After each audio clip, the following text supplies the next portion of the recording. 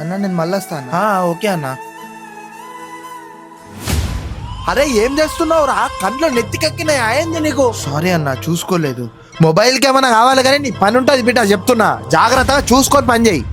అబ్బా ఏం సంగతి సార్? రోజు లేటే వస్తున్నారు. పని చేయాలని ఉందా లేదా?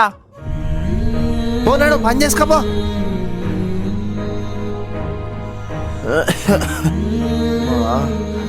వీడేంది ఇవాళ యాక్టివ్ గా లేడు అసలు? రే వరుణ్, ఏమైందిరా? ఏం లేదన్నా, జ్వరం వచ్చింది కదా? 2 రోజుల నుంచి ఆరోగ్యం బాగాలేదన్నా. ఇవాళ టాబ్లెట్లు కూడా వేసుకుని మర్చిపోయినన్నా. మరి ఇంటి దగ్గరనే ఉండాల్సింది కదరా, ఎందుకు వచ్చినావురా? షాప్ లో వర్కర్స్ కూడా ఎక్కువ లేరు కదా అన్న, మళ్ళీ ఇబ్బంది అవుతుందని. మరేం పర్వాలేదన్నా, నేను బాగానే ఉన్నా.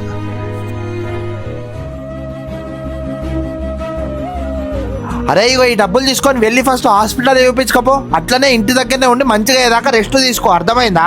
ఏం కాదు, వద్దన్నా. ఈ డబ్బులు శాలరీలకి వెళ్ళేం కట్ చేయ, ఒక అన్న లాగిస్తున్నా, తీసుకోరా. అరే ఏంద్రా ఈ ఓనర్ ఎప్పుడు చూసినా కోపంగానే ఉంటాడు, కొంచెం కూడా జాలి లేదా రా ఈయనకి? మీకు అన్న కోపమే కనిపిస్తుందిరా, కానీ ఆయన మనకి షాప్ లో మన బాధ్యతలను గుర్తు చేస్తున్నాడు. మంచిగా పని చేసినాక ఎందుకు తిడతారు మామ? ఇంకా మనల్ని ఫ్యామిలీ లాగా చూసే ఓనర్ దొరికినందుకు మనమే సంతోషపడాలి మామ. అరే నువ్వు ఇంకా వెళ్ళకుంటే ఇక్కడేం చేస్తున్నావురా? వెళ్తున్నా అన్న. ఈ వీడియో పైన మీ అభిప్రాయాన్ని కామెంట్ లో చెప్పండి.